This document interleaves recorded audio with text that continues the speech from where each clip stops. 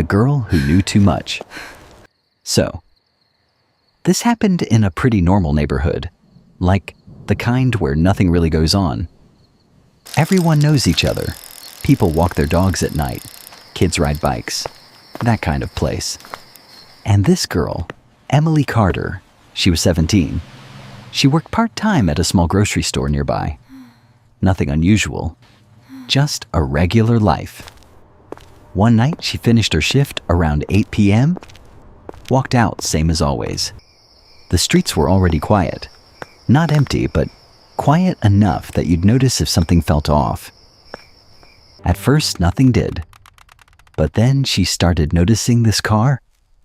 Dark sedan, just parked across the street from her house.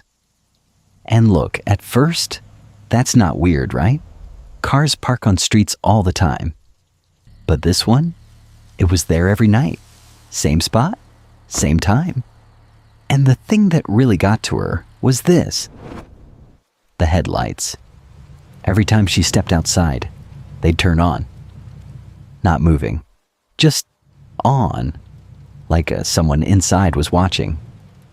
So she mentioned it to her friend, and her friend was like, "You're probably overthinking it." Which, yeah, makes sense. But Emily couldn't shake the feeling. So one day she decided to test it. Instead of going her usual way, she turned the corner early. Like, quick, out of sight. And then she waited. And sure enough, that car moved. Slowly. Followed the exact same turn. At that point, it wasn't just in her head anymore. Something was wrong. So she started taking pictures. Nothing obvious. Just quick shots on her phone, reflections in windows, stuff like that. But every time she tried to get the license plate, the car would move. Too fast, like they knew what she was doing. And that's when it got really uncomfortable, because now it felt intentional. Like someone was playing with her. She thought about going to the police, but what would she even say? There's a car that looks at me weird? No proof. Nothing solid. So she waited. And then, one night, something happened. She was walking home. Same route, same quiet street, and she heard footsteps behind her. At first, she ignored it, but then she realized they were matching her pace. So she walked faster, and the steps got faster too. That's when her heart started racing. She stopped. The footsteps stopped. Dead silence. And then, someone said her name. Emily. She froze. Because she hadn't told anyone where she was, and she definitely didn't know who was behind her. She didn't turn around. Didn't even think about it. She just started walking. Faster. Almost running. No more voice. No more steps. But that feeling?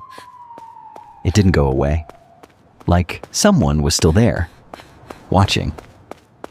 That night, she went back through the photos she took, zooming in, trying to see anything. And then she saw it. In one of the reflections. Inside the car, a face, clear enough to recognize, just staring at her. And the worst part? She had seen that face before. She just couldn't remember where. That night, she locked everything. Doors, windows, everything. Didn't sleep, not even for a minute. And around 2:17 a.m., she heard something downstairs, a soft click, like a door opening. She grabbed her phone. No signal, which made no sense. And then, footsteps inside the house, slow, coming closer. She held her breath, didn't move, didn't make a sound. The steps stopped, right outside her door, and then she heard it. A whisper. You shouldn't have looked. She doesn't wait.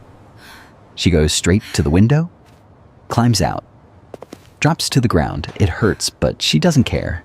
She just runs, barefoot. Doesn't stop until she hits the main road. Lights, cars, people. Safe, at least for now. Police come, take her statement. At first, they don't fully believe it. No forced entry, no evidence. But then they check her phone. All the photos? Gone. Deleted. That's when things start to shift. They go back to the house, search everything. And in her room, there's a note. On her desk. She didn't put it there. It says, "I see you." At that point, everyone knows this is real. They start digging. And that's when Emily remembers something. The face. She's seen it before. On her computer? In a news article. She finds it. A man. Reported missing months ago. Declared dead. But the photo? It's him. The same guy from the car. So now it makes sense. He didn't disappear, he just went off the grid. And before that, he worked in her neighborhood. Construction, repairs. He knew the streets, the houses, the routines. He picked his targets. And Emily? She noticed him too early. Police find a storage unit tied to him. Inside, photos, dozens, different girls, watched, followed. And among them, Emily.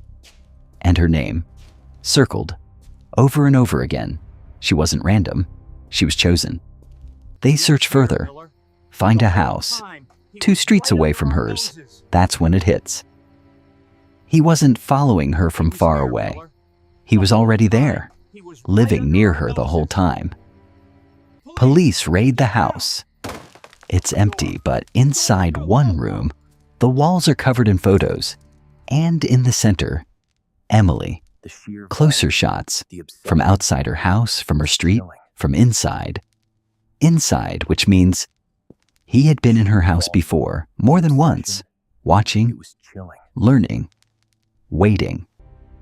And then they find one last thing. A note. Fresh. It says, "You look too early." And under that, "I'll wait longer next time." And that's the part that really gets you, because that means he's still out there. He didn't get caught. He just disappeared again. And people like that, they don't stop. They adapt, they wait, and sometimes they come back. So yeah, lock your doors.